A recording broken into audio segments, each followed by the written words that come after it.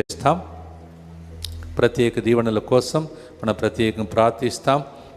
ఈరోజు చూడండి, ఇప్పుడే నడుచుకుంటూ వెళుతున్న కుటుంబం ఇద్దరు కూడా వాళ్ళ జీవితంలో నడవలేకపోయినా వాళ్ళిద్దరూ ఇంత దూరం వచ్చారు. కమ్మడం మిమ్మల్ని నిజంగా మెచ్చుకోవాలమ్మా. ఇంతమంది కాలు చేతులు బాగున్నాయి, కానీ మీరు చేసిన త్యాగం చాలా గొప్పది. God bless.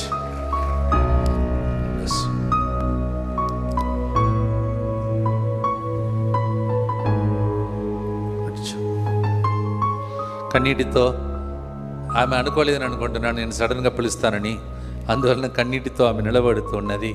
ఇలాగే మీ అందరినీ దేవుడు ఎల్లప్పుడూ దీవించాలి. మాకంటే ఎక్కువగా మీ ఇద్దరిని దేవుడు దీవించను.